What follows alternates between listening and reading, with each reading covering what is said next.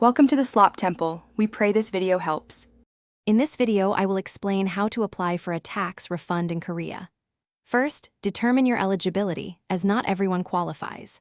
Next, gather all required documents, such as your passport, receipts, and a completed refund form. Finally, choose your preferred application method, whether it's at the airport, a downtown refund center, or through a tax refund app. We'll cover each step in detail to ensure a smooth process for you. To be eligible for a tax refund, you must be a foreign visitor staying in Korea for less than 6 months.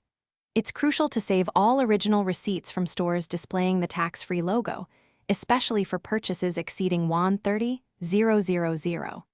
Remember, your valid passport and an outbound flight ticket are absolutely necessary when you apply. Without these key items, your refund application cannot be processed, so keep them handy. There are several convenient ways to apply for your tax refund. You can visit a refund counter at major international airports before you depart, presenting your passport and receipts. Alternatively, downtown refund centers offer immediate cash refunds, allowing you to receive your money before heading to the airport.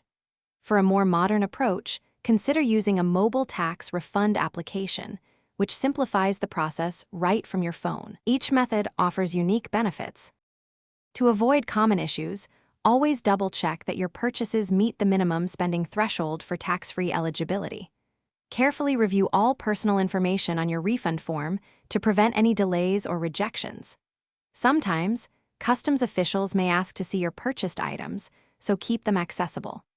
Also, remember to check the description below for a link to those fantastic leak-proof meal prep containers and other great deals. Following these tips will help ensure a smooth and successful tax refund experience before you leave Korea. Thanks for watching. Consider subscribing if we helped you.